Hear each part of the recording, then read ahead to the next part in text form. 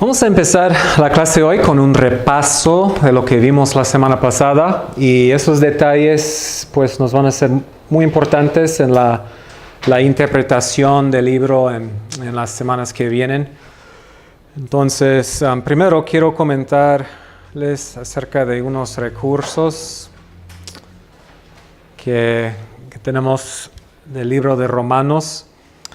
Este primer comentario, nuevo comentario bíblico, siglo XXI, es un comentario sobre toda la Biblia. ¿Okay? Entonces tiene un comentario sobre cada libro de la Biblia. Y por eso los comentarios son más breves, pero son bastante buenos. Entonces el libro de Romanos, en este libro fue escrito por Douglas Moo, que es el autor del libro que les enseñé la semana pasada, el libro gris grande. Y les comenté que él también tiene otro comentario más breve sobre Romanos, casi la mitad de grande. Entonces eso es el otro comentario. Es parte de una serie que se llama Comentarios Bíblicos con Aplicación de la Nueva Versión Internacional. Y están traduciendo esa serie, de hecho, al español y son muy buenos. Y no todos igualmente buenos, pero varios son bastante buenos y el de Moo es también muy bueno. Entonces, si no quieren invertir en ese tomo grande, creo que sería como la mitad del precio ese otro libro. También otros comentarios en la bibliografía que tenemos en apéndice, creo que es apéndice 2, pueden ver algunos otros. Entonces, la epístola a los romanos por Juan Calvino, un comentario muy antiguo, obviamente, pero bastante bueno. Me sorprende cuando leo a Calvino, o sea, dejando a un lado toda la controversia acerca de su teología, que él era un gran expositor de la palabra de Dios, dedicó su vida a la exposición sistemática de la palabra de Dios. Y eran exposiciones muy exactas, muy precisas, usando los idiomas originales, entonces bastante bueno. Otro es Hendrickson. Él tiene una serie sobre todo el Nuevo Testamento y su volumen sobre Romanos también bastante bueno. Y el último que les voy a comentar es por Timothy Keller y es parte de una serie que se llama Para Ti. Entonces tiene Jueces para ti, Romanos para ti y solo ha salido la primera parte, que es capítulos 1 al 8. Entonces supongo que pronto va a salir el segundo tomo. Y esos son más, es más un comentario exposicional en el sentido de ser sermones. Él es pastor, entonces no es tan técnico como los otros comentarios, pero él es muy bueno en la aplicación. Y su fuerza es en la aplicación del Evangelio a nuestra vida diaria. Si han escuchado, han leído de Tim Keller, eso es algo que él hace muy bien. Entonces, les recomiendo ese comentario. Si se fuera a hacer como una serie, ¿no?, de predicaciones sobre Romanos, como ¿cuáles sugerirías? Digo, si no pudiéramos comprar como todos, ¿cuál como un solo tomo, o sea, un libro solo? Quizás uno, dos, ¿no? Bueno, mi favorito es Moo. Entonces, si no quieren o no pueden comprar el tomo grande que les enseñé la vez pasada, este otro de la serie de Nueva Versión Internacional es suficiente. Lo que es bueno de esta serie es que tiene su parte de exposición y luego tiene una sección de aplicación y sugiere varias aplicaciones contemporáneas para la iglesia y eso me ha ayudado en predicaciones. La sección de aplicación me da diferentes ideas acerca de cómo pueda yo aplicar ese pasaje a una audiencia contemporánea. ¿Okay? Bien, ¿algún otro comentario, pregunta acerca de los recursos? Okay. Muy bien. Este libro de Keller es publicado por un editorial que se llama Poema, que es de Colombia. Entonces, de lo que he visto, cualquier libro que ven que es publicado por Poema, cómpralo. Ellos publican libros muy, muy buenos. Seleccionan muy bien sus libros y tienen excelentes libros. Poema. Ok, un repaso, hablando de lo que vimos la vez pasada. Nuestro repaso. Unas preguntas, entonces. Vamos a empezar con esta pregunta. ¿Qué sabemos acerca de la iglesia en Roma? Okay. Pensando en lo que vimos la semana pasada, ¿qué son algunas cosas que sabemos acerca de esa iglesia? Okay. Era una iglesia mixta con una mayoría gentil. El libro lo deja claro que la mayoría de sus lectores son gentiles. Okay. Bien, ¿qué más? Parece que había un problema entre judíos y gentiles y Okay. hay algo ahí, ¿no? Okay. Sí, parece que hay un choque entre judíos y gentiles en la iglesia. Dos partidos, dos grupos con opiniones diferentes acerca de Pablo, acerca de su mensaje. Entonces Pablo escribe en parte para resolver esos problemas. Okay. ¿Qué más? No conocen a Pablo personalmente. Es una iglesia que nunca ha conocido a Pablo. Entonces, ¿qué concluimos acerca de cómo la iglesia fue fundada? Porque vimos esa cita de Ambrosiaster que dijo, la iglesia conoció el evangelio, pero no por medio de milagros o los apóstoles. Entonces, ¿qué es la suposición normal acerca de cómo ellos recibieron el evangelio? Okay. ¿Verdad? Hechos 2 menciona que había judíos y gentiles creyentes o judíos prosélitos de Roma, allí cuando Pedro predicó. Entonces la suposición es que varios de ellos se convirtieron, regresaron a Roma y así aprendieron el evangelio. O sea, es algo que vemos muchas veces en el Nuevo Testamento. El evangelio es como una semilla, ¿verdad? Entonces la gente que aprende de ese mensaje y lleva esa semilla a su lugar, a su ciudad, a su pueblo, comparte el mensaje y por medio de ese mensaje vida sale, ¿verdad? Y se congregan los nuevos creyentes y forman una iglesia. ¿Okay? ¿Qué más sabemos? Aquí hay varias preguntas. ¿Okay? ¿Cómo se fundó? Etnicidad, su historia. Problemas creo que hemos mencionado casi todos. En cuanto a su historia, vemos algunas otras cosas que sabemos acerca de los judíos cristianos en Roma. ¿Alguien recuerda eso? Fueron expulsados. Okay. Después ya pudieron ellos regresar. A mí me llama la atención ver las fechas, ¿no? Que curiosamente fue como el momento en el que son expulsados, está todo el acontecimiento de mover en el libro de Hechos, ¿no? Cuando están en Pentecostés y ver cómo ellos vuelven a ser recibidos en Roma, ¿no? Okay. Muy bien. Entonces Claudio, el emperador, expulsó a los judíos de Roma. Estamos hablando de miles de judíos. Y Seutonio, el historiador secular, dijo que era a causa de uno que se llama Crestus, y casi todos los historiadores reconocen que eso fue Cristo. Entonces una división surgió en ese tiempo entre los judíos cristianos y los judíos no cristianos que causó esa expulsión. Y en su segundo viaje misionero, cuando Pablo pasa 1 año y medio en Corinto, conoce a Aquila y Priscila. Y el libro de Hechos nos dice que ellos fueron expulsados de Roma por Claudio.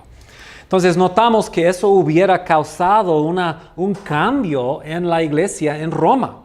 Si era principalmente, al principio, una iglesia judía, eso hubiera cambiado la iglesia y la hubiera hecho una iglesia más gentil. Y entonces unos 5 años después, cuando regresaron los judíos hubiera sido una iglesia gentil. Y eso parece que era el problema cuando Pablo escribió.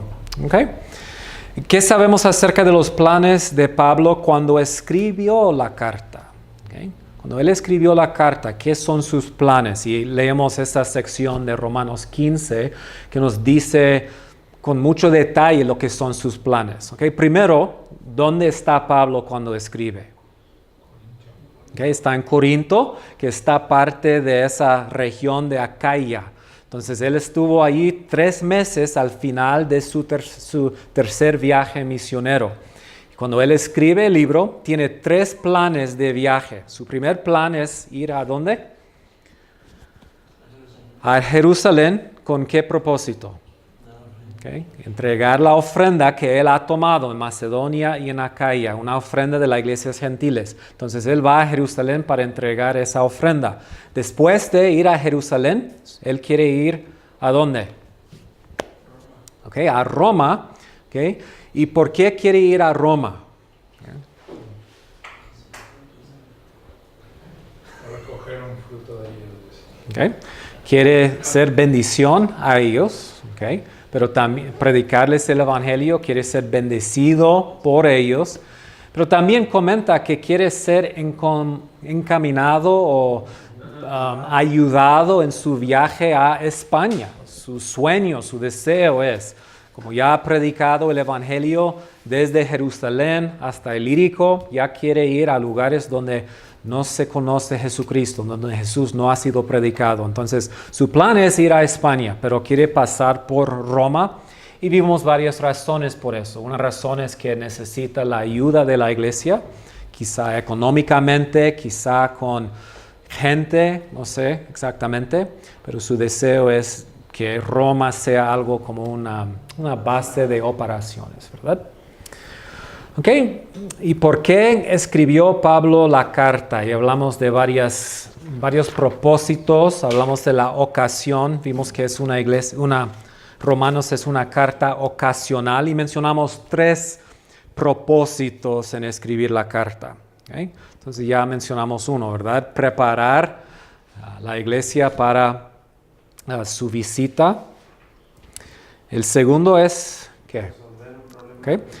Resolver ese problema que existía en la iglesia. ¿Alguien me puede decir por qué quería Pablo resolver ese problema? Obviamente porque no es bueno tener un problema, ¿verdad? Pero tenía una motivación también personal por esa resolución. ¿Okay? ¿Qué fue?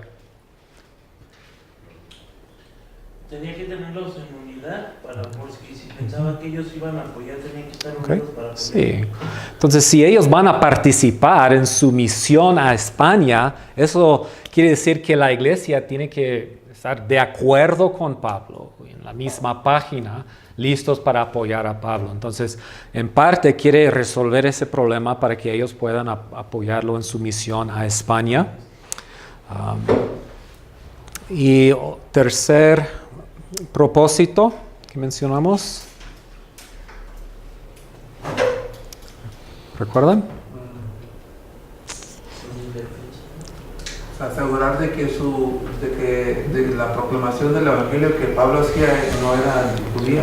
Ok, exactamente. Entonces quería asegurarles que su evangelio, su mensaje es ortodoxo, que no es algo que Pablo ha inventado, tampoco es algo que va contra la enseñanza del Antiguo Testamento. Entonces, por medio de mucha argumentación y muchas citas del Antiguo Testamento, Pablo quiere demostrar que lo que él está haciendo, su misión a los gentiles, lo que él está predicando, es parte del plan de Dios desde el principio de la palabra de Dios, desde el libro de Génesis. Okay, entonces hoy vamos a hablar un poco más de cómo Pablo usa la profecía para comunicar su mensaje. Y en ese sentido podemos decir que el libro de Romanos es una defensa personal. Está defendiéndose contra acusaciones de que él quiere engañar al pueblo de Dios, quiere defenderse como un apóstol, etc. ¿Ok? Y finalmente, ¿qué son los temas principales de la carta? Y yo creo que mencionamos unos 4, ¿verdad? Temas principales. Entonces, si estas 3 cosas son las metas o los propósitos, ¿qué es lo que Pablo escribe para cumplir o para lograr esas metas, esos propósitos? ¿Okay?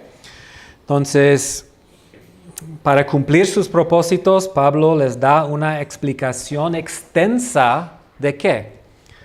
De su evangelio. ¿Qué es el evangelio? Y no es una explicación sencilla, abarca todo lo que Dios está haciendo. Empieza con la condición natural humana, ¿sí? Explica lo que Dios ha hecho en Cristo para reconciliar a todos, judíos y gentiles, a sí mismo. Describe los beneficios que ese evangelio y esa salvación nos traen. Además, una gran parte del mensaje de Romanos es demostrar la solidaridad de la raza humana, que todos somos iguales. Al pie de la cruz todos somos iguales. Misma condición pecaminosa, necesitamos el mismo mensaje que es el evangelio. Somos salvos por medio de la misma fe. No hay diferencia. También Pablo explica de una manera muy meticulosa cómo el mensaje del evangelio se basa en el Antiguo Testamento. Y finalmente, como una aplicación de su mensaje teológico, Pablo explica cómo la unidad del plan de Dios, o sea, esa solidaridad debe resultar en ¿qué? La unidad del pueblo de Dios. Nosotros debemos poder convivir y trabajar juntos en el evangelio porque somos parte del mismo plan de Dios. ¿Ok? ¿De acuerdo? ¿Alguna pregunta o comentario? Entonces, varias veces este semestre vamos a repasar esos puntos. Quiero que queden bien grabados en nuestras mentes. Ok. Entonces vimos este bosquejo del libro de Romanos. Abren sus libros, por favor, a página 13. Y solo quiero destacar en este momento el flujo lógico, entonces, del libro usando ese bosquejo.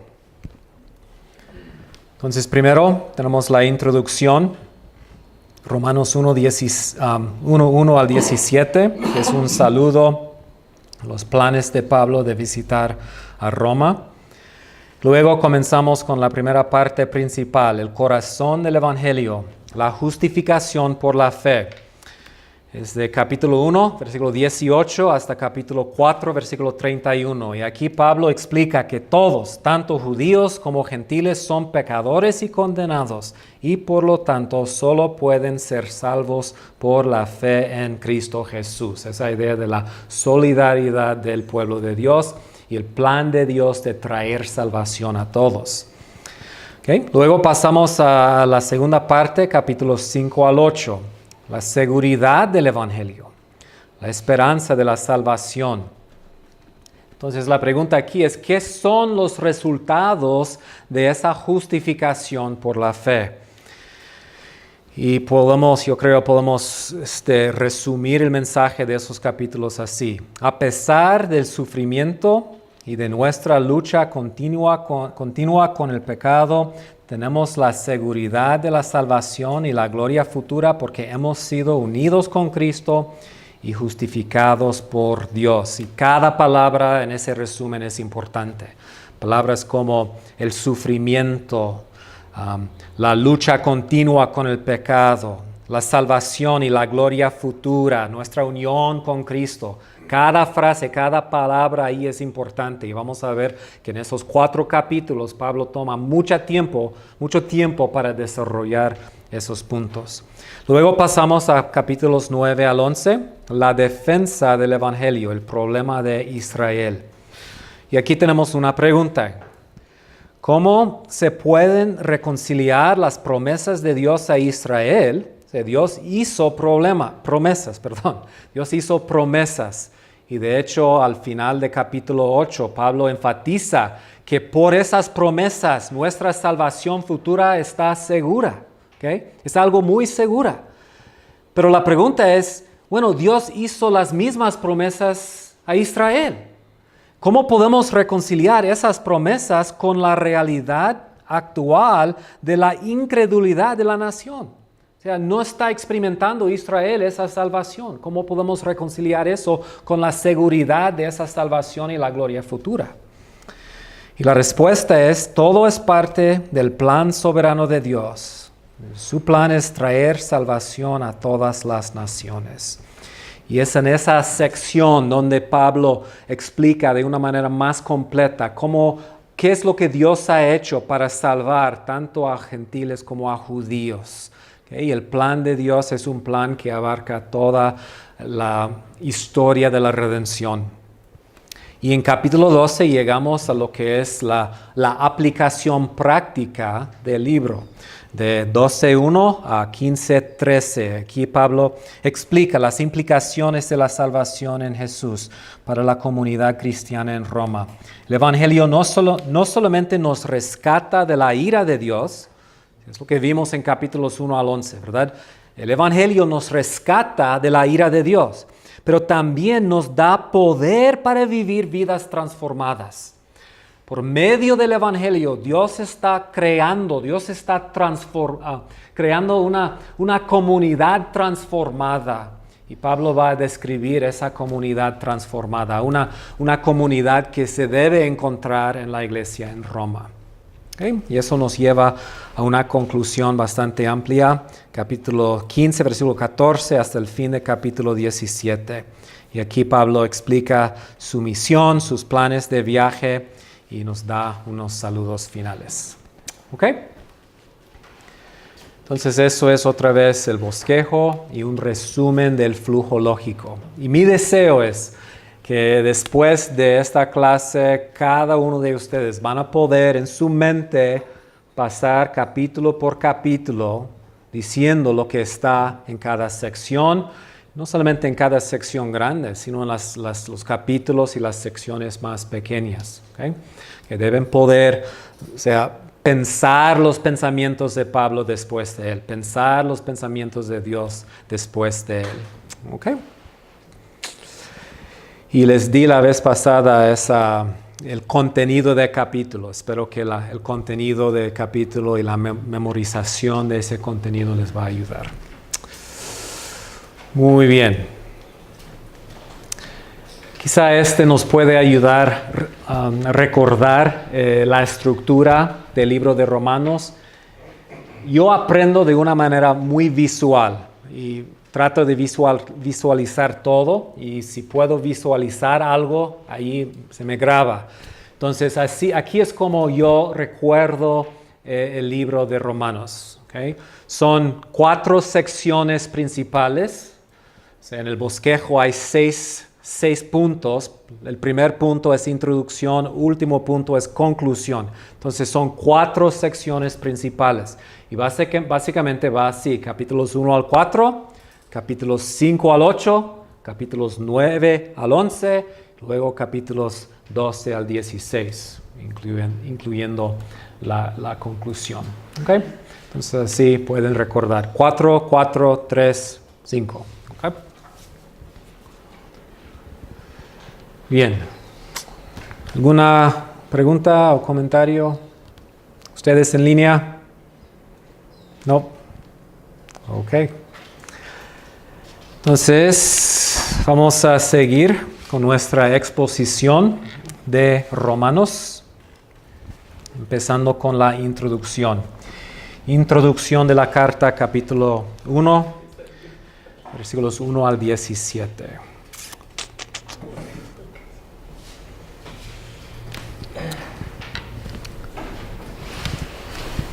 Página 18. Entonces abren sus Biblias, por favor, a Romanos capítulo 1. Romanos capítulo 1.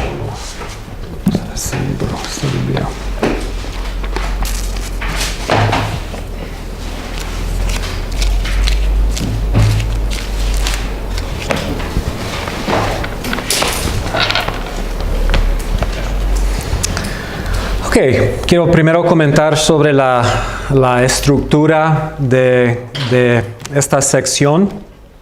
El pasaje básicamente se puede dividir en 3 párrafos, ¿okay? 3 párrafos principales. Entonces, primero tenemos lo que es el saludo, ¿okay? El saludo, versículos 1 al 7.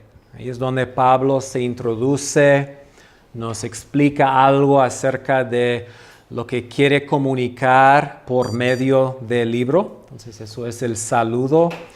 Es algo que tienen en común todos los libros, todas las cartas del Nuevo Testamento. Empieza con un saludo.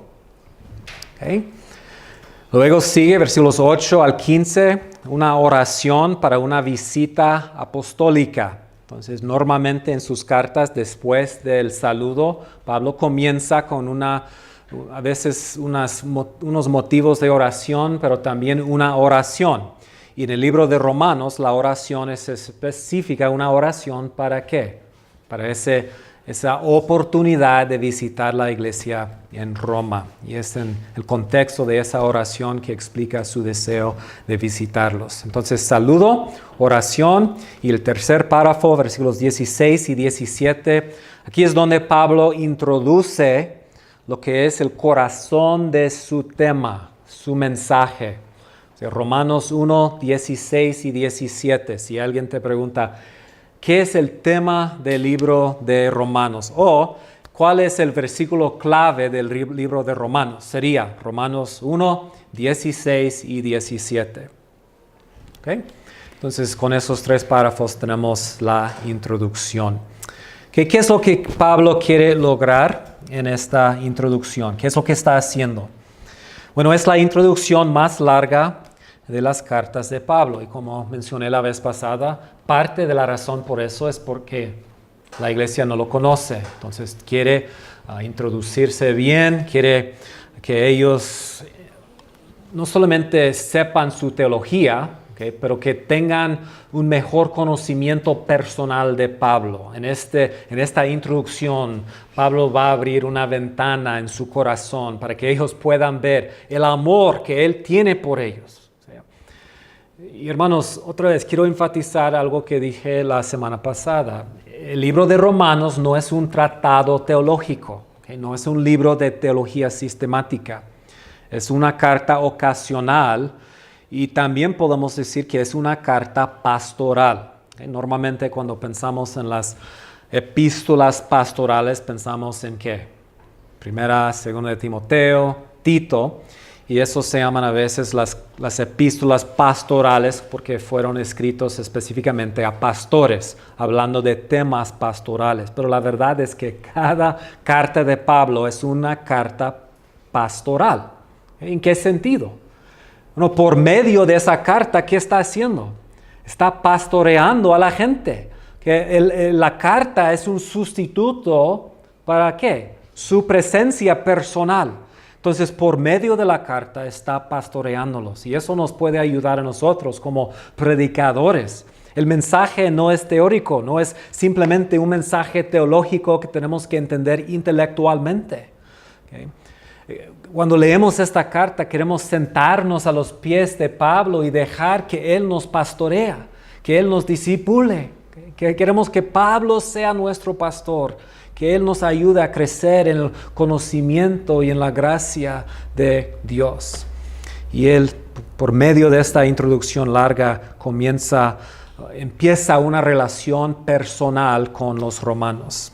¿Okay? La iglesia no lo conoce y por lo tanto Él toma el tiempo para presentarse y de explicarles su mensaje. Empieza a prepararlos para su visita. Y aquí también quiere presentar el tema del libro. Son algunas cosas que Pablo está haciendo. Ok, vamos a enfocarnos por un rato en lo que es el saludo. Y es realmente impresionante cómo él introduce su carta con ese saludo. Lo que quiero notar es que lo que tenemos aquí en versículos 1 al 7, como el saludo, tiene un párrafo paralelo en los últimos versículos del libro. Y aquí estoy llamando el saludo 1 al 7 y la conclusión 16, 25 al 27 los estoy llamando el sujetalibros de la carta. ¿Entienden qué son sujetalibros? O sea, son dos cosas que va a cada lado de una serie de libros para apoyarlos. ¿Okay? Entonces, esos dos párrafos funcionan como sujetalibros. Lo que vamos a hacer es leer los dos párrafos y notar qué tan paralelos son. Y por medio de observar el paralelismo entre la introducción, el saludo y la conclusión, vamos a ver algunos temas importantes para Pablo. Entonces vamos a comenzar con lectura. Alguien que lea, por favor, Romanos 1 al 7. Pablo, siervo de Cristo Jesús, llamado a ser apóstol, apartado para el Evangelio de Dios, que Él ya había prometido por medio de sus profetas en las Santas Escrituras acerca de su Hijo, que nació de la descendencia de David, según la carne, y que fue declarado Hijo de Dios con poder, conforme al Espíritu de Santidad, por la resurrección de entre los muertos, nuestro Señor Jesucristo, por medio de quien hemos recibido la gracia y el apostolado para promover la obediencia a la fe entre todos los gentiles por amor a su nombre, entre los cuales estáis también vosotros, llamados de Jesucristo, a todos los amados de Dios que están en Roma, llamados a ser santos, gracia a vosotros y paz de parte de Dios nuestro Padre y del Señor Jesucristo. Okay. Y podemos ver ahí sus expresiones de amor y de cariño, ¿verdad? Versículo 7, a todos los amados de Dios que están en Roma.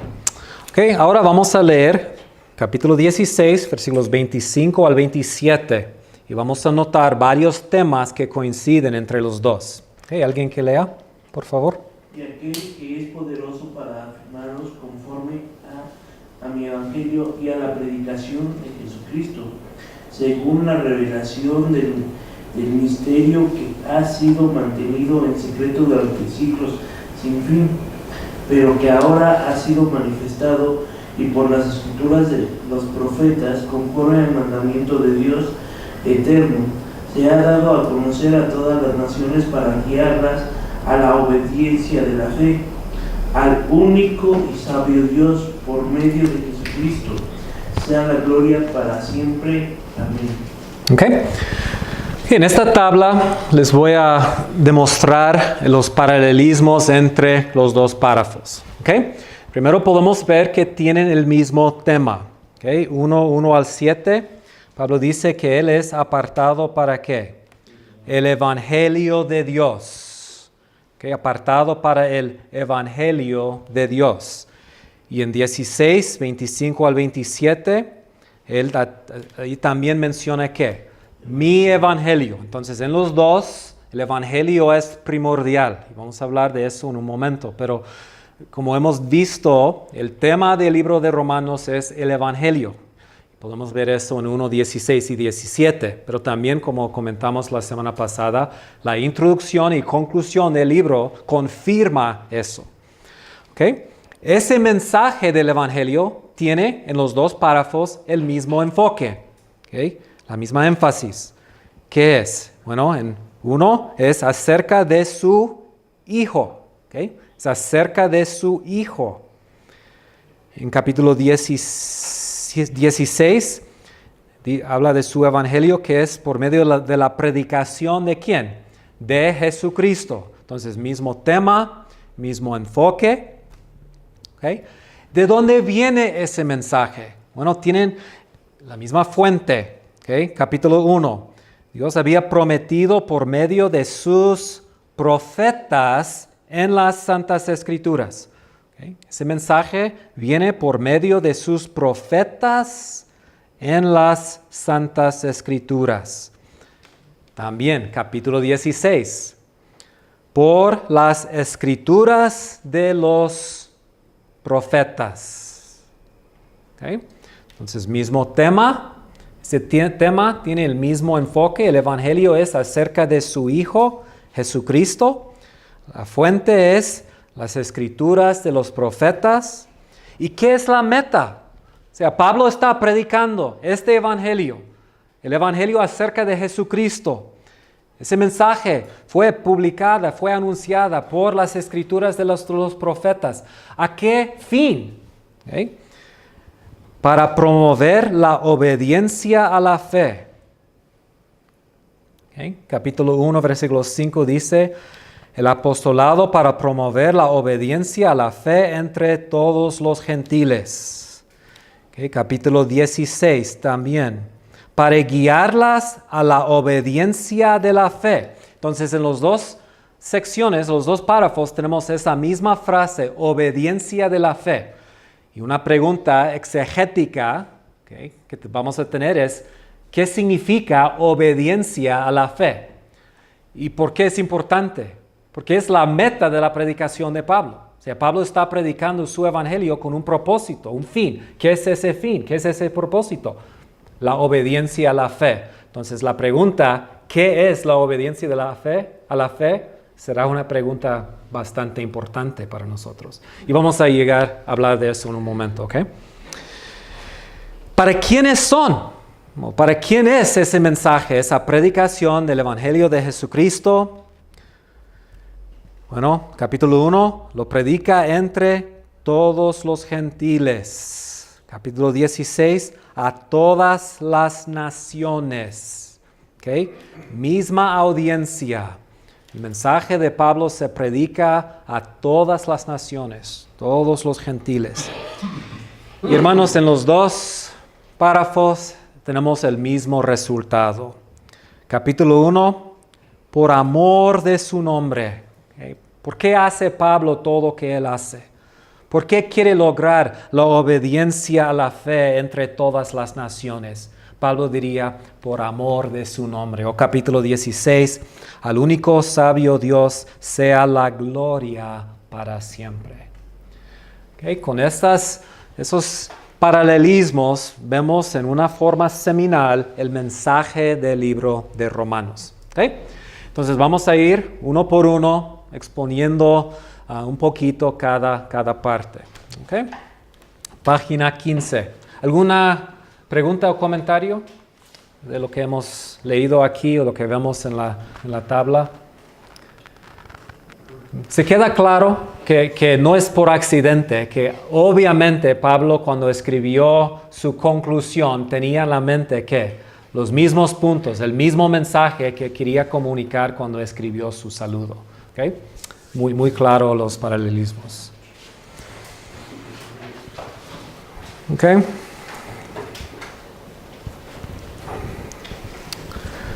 Voy a dejarlo ahí por un momento. Ok, página 15. Entonces, el saludo de la carta nos introduce a los temas principales del libro. Okay, primero, el llamado de Pablo. Okay, el llamado de Pablo, punto 1. Pablo dice que él ha sido apartado para el Evangelio. Okay. ¿Qué implica eso? Okay, Pablo dice que yo fui apartado. Es un verbo pasivo. Okay. ¿Qué implica un verbo pasivo?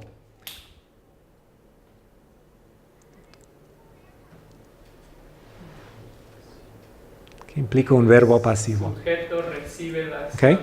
Que el sujeto recibe la acción. Pablo no dice yo me aparté, Pablo dice que yo fui apartado, implicando que otra persona lo ha apartado. El punto aquí es que Pablo no llamó a sí mismo al ministerio, ¿okay? Que Dios lo apartó. Él fue llamado por Dios, él fue apartado por Dios para predicar este mensaje a las naciones. Y eso, como hemos visto, establece su autoridad apostólica, ¿verdad? Él fue llamado por Dios, enviado por Dios, él es apóstol. La palabra apóstol significa, ¿alguien sabe? Okay, comisionado o enviado más precisamente. Apostelo, el verbo apostelo significa enviar. Okay, y es la base de la palabra latina que significa, que se traduce misión en español. Okay, una misión es alguien ha sido enviado. Entonces Pablo como apóstol ha sido apartado y enviado por Dios. Okay. Número 2, el Evangelio de Jesucristo. ¿Okay? El Evangelio de Jesucristo es acerca de su Hijo. El tema, otra vez, es el Evangelio y el Evangelio es acerca de Jesucristo. El Evangelio es el mensaje acerca de Él. Y específicamente Pablo enfoca en esa palabra Hijo. ¿Okay? En las clases de teología bíblica hemos visto la importancia de ser hijo de Dios. Encontramos el tema del Hijo de Dios en los primeros capítulos de la Biblia, cuando Dios creó a Adán y Eva a su imagen. ¿Qué significa? Que el hombre fue creado a la imagen de Dios. Significa que es como Dios, que representa a Dios, que es el Hijo de Dios, ¿verdad? Como dice Lucas capítulo 3, que Set fue el hijo de Adán, que fue el hijo de Dios. ¿Okay? Pero también Adán no fue el último hijo de Dios. Adán falló. Entonces Dios llamó a otro hijo. ¿Quién fue el otro hijo de Dios principal en el Antiguo Testamento? La nación de Israel. Entonces Dios proclamó a Faraón: Israel es mi primogénito, mi hijo.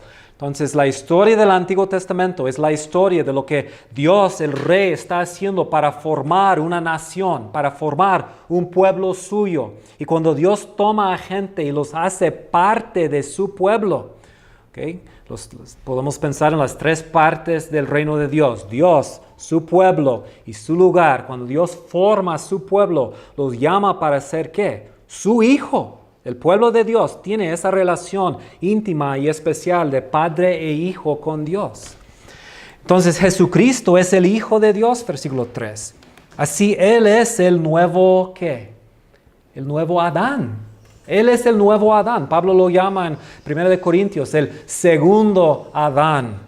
En capítulo 5 de Romanos, Pablo va a explicar cómo Jesús reemplace a Adán como el representante de la raza humana.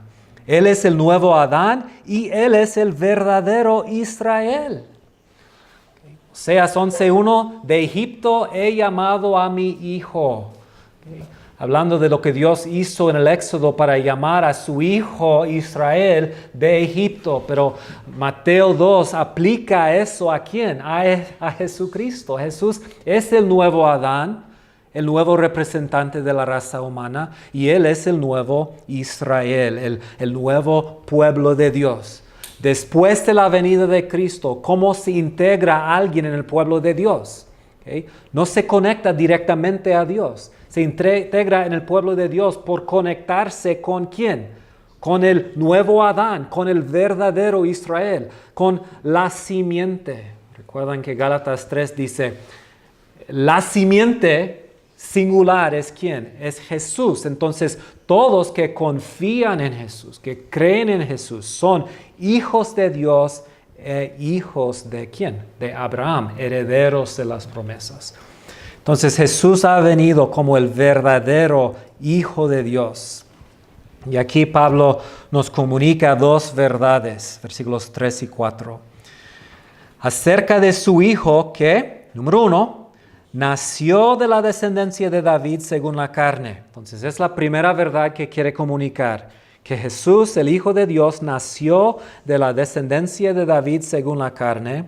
Y segundo, quiere comunicar que Él fue declarado Hijo de Dios con poder conforme al Espíritu de Santidad por la resurrección de entre los muertos, nuestro Señor Jesucristo. He puesto ahí una tabla para que podamos ver otra vez paralelismo entre versículo 3 y versículo 4. Versículo 3 enfatiza ¿qué? Que Jesús nació, ¿okay? Físicamente nació. Versículo 4 enfatiza que Él fue declarado, proclamado. ¿Okay? Él nació ¿de qué? De la descendencia de David. O sea, físicamente Él nació como hijo de David y eso fue según la carne. O sea, físicamente hablando, Él era hijo de David. Vamos a ver en un momento por qué era tan importante esa verdad. Pero versículo 4, Él fue declarado Hijo de Dios con poder, conforme al Espíritu de Santidad, por la resurrección de entre los muertos. Que en un momento vamos a comentar o conectar esos dos versículos con ciertas profecías del Antiguo Testamento. Pero por el momento quiero notar cómo Pablo presenta a Jesús de dos maneras. Físicamente nacido como hijo de David, espiritualmente, o sea, según el Espíritu de Santidad, fue proclamado, declarado Hijo de Dios. Y eso de una forma tiene que ver con la resurrección. Entonces, ¿qué es el punto de Pablo de presentar a Jesús de esas dos maneras? A veces se entiende así, que versículo 3 enfatiza su humanidad y versículo 4 enfatiza su divinidad.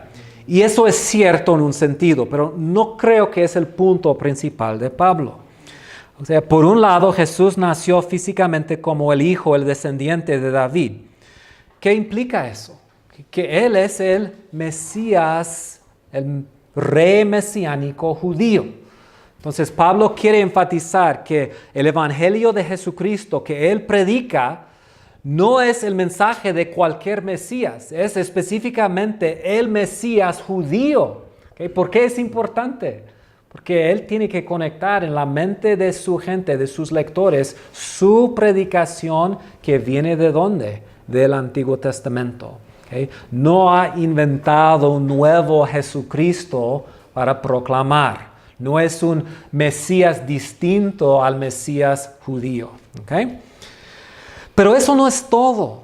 Si la gente solo ve a Jesús como un rey mesiánico, pueden cometer el error que cometió la nación judía en la vida de Jesucristo. Al final de cuentas, la nación de Israel rechazó a Jesús. ¿Por qué? Ellos creían que Él era el rey davídico, pero no era el rey davídico, el rey mesiánico que ellos esperaron. Entonces Pablo quiere también enfatizar que Jesús vino como el rey davídico, pero ahora ha entrado en una nueva etapa de su existencia. Entonces no es suficiente declarar que Él es el Mesías judío. La afirmación de su descendencia davídica no es todo lo que se puede decir acerca de Él. Jesús también es el Hijo exaltado de Dios. En otras palabras, con la resurrección, Jesús ha entrado en una nueva etapa de su existencia, la etapa del Espíritu Santo. Por medio de su resurrección hemos entrado en la época mesiánica del Antiguo Testamento, que es una época de la venida del Espíritu Santo, de la salvación de las naciones. ¿Y por qué importa? O sea, ¿por qué toma Pablo el tiempo para enfatizar esos dos lados? Bueno, piensa en su predicación. Cuando Pablo fue a Antioquía, en Hechos 13, por ejemplo. Cuando él predica, y no pensando solamente en la predicación de Pablo, podemos pensar en Hechos 2, la predicación de Pedro. Podemos pensar en Hechos 7, la predicación de Esteban. La mayoría de su predicación enfoca en ¿qué? Ellos predican el Evangelio de Jesucristo, pero ¿qué enfatizan?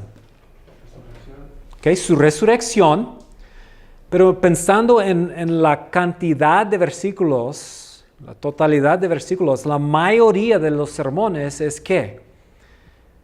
Es la predicación de la historia del Antiguo Testamento. Casi siempre cuentan la historia del Antiguo Testamento. Y el personaje principal en esas historias normalmente es David, ¿okay? El rey David.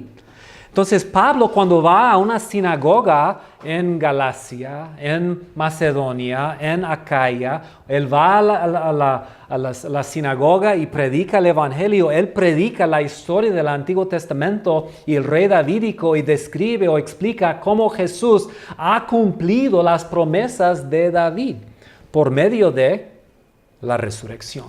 Y vamos a ver unos ejemplos en un momento de eso. Entonces, si Pablo quiere comunicar a los romanos la esencia de su mensaje, tiene que incluir esa parte, porque es lo que él siempre predica cuando él va a una sinagoga. ¿Okay? Con la resurrección de Jesús, los planes de Dios han avanzado y el pueblo de Dios ha llegado a la época del nuevo pacto. Para los judíos cristianos en Roma, este punto hubiera sido muy importante. La visión judía de un Mesías terrenal que conquista a los romanos no es bíblica. Pablo quiere que ellos levantan sus ojos y que vean a Jesús no solamente como un rey físico, humano que ha venido. Él, como el rey mesiánico, ha sido exaltado. Se ha sentado, ¿dónde? A la diestra de Dios. Y como vamos a ver en un momento, los profetas hablaron de esa exaltación y de una declaración de Dios. O sea, versículo 4, versículo 3 dice que nació, versículo 4 dice que fue declarado. ¿Cuándo fue declarado? Y el Antiguo Testamento nos va a ayudar con eso en un momento. ¿Okay?